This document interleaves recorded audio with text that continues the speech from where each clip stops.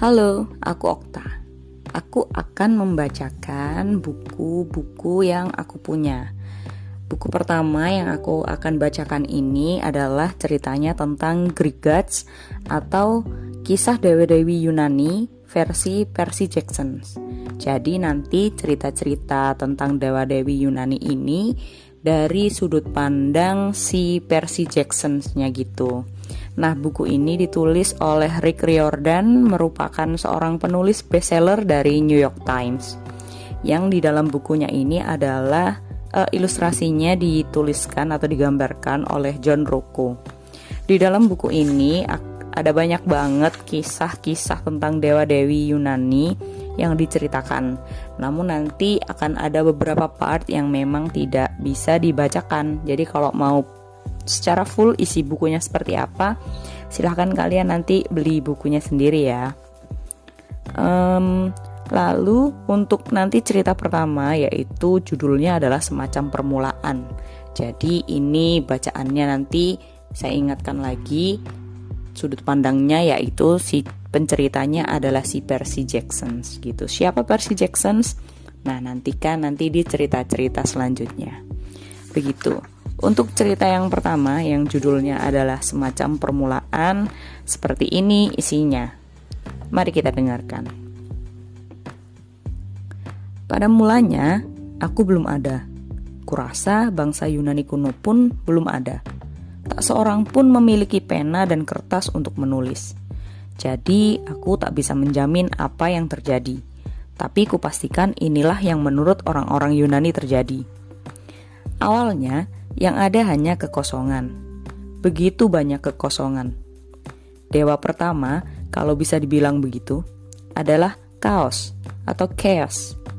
Sebuah kabut gelap pekat dengan semua massa di dalam kosmos hanya mengambang di sekitarnya. Sebuah fakta buatmu, chaos secara harfiah berarti celah atau gap.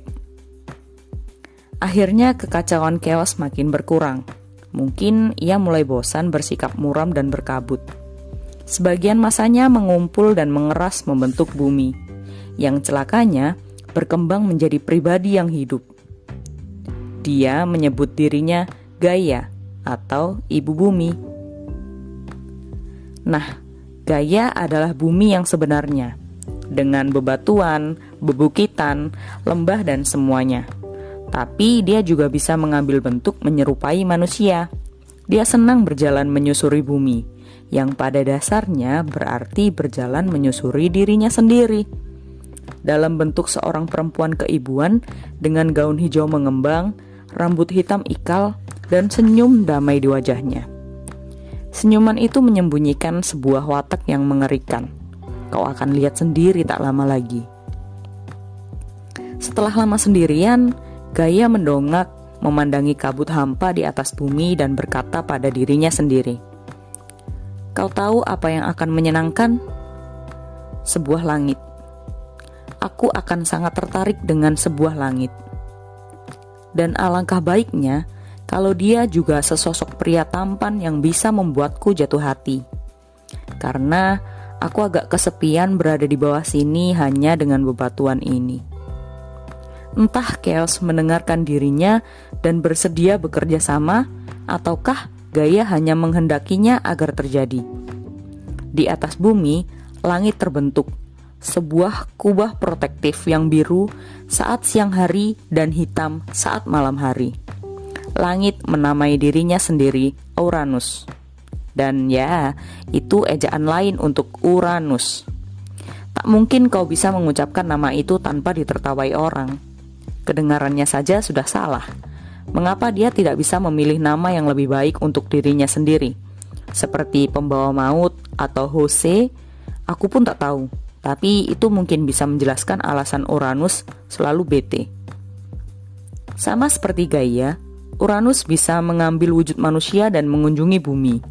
Yang sebetulnya bagus karena langit berada jauh di atas sana dan hubungan jarak jauh tak pernah berhasil. Dalam wujud fisik, dia tampak seperti sesosok pria bertubuh tinggi kekar dengan rambut hitam gondrong. Dia hanya mengenakan cawat dan warna kulitnya berubah-ubah. Terkadang biru dengan pola-pola awan pada otot-ototnya, terkadang gelap dengan bintang-bintang berkilauan. Hei, memang itulah sosok yang dibayangkan Gaia. Jangan salahkan aku. Kadang kau akan melihat gambar dirinya memegang roda zodiak, melambangkan seluruh konstelasi yang melintasi langit berulang-ulang kali selama keabadian. Omong-omong, Uranus dan Gaia kemudian menikah. Bahagia untuk selamanya? Tidak juga. Sebagian dari masalahnya adalah Chaos menjadi terlalu bersemangat untuk menciptakan sesuatu. Dia pikir kepada dirinya yang muram dan berkabut. Hei bumi dan langit, tadi itu lumayan seru. Aku penasaran apalagi yang bisa kubuat. Tak lama dia menciptakan berbagai jenis masalah lain.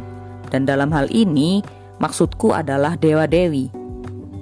Air terhimpun dari dalam kabut Chaos, mengumpul di bagian-bagian terdalam bumi dan membentuk lautan pertama yang secara alami mengembangkan sebuah kesadaran, sang dewa Pontus.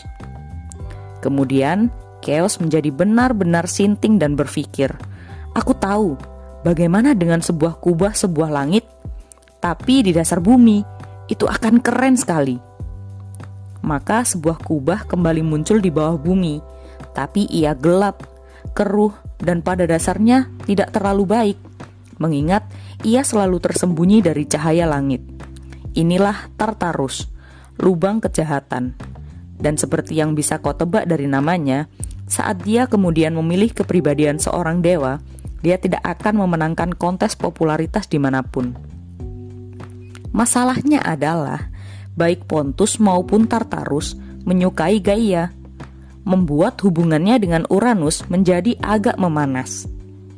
Sekumpulan dewa purba lain bermunculan, tapi kalau aku berusaha menyebutkan semuanya, kita terpaksa bertahan di sini selama berminggu-minggu.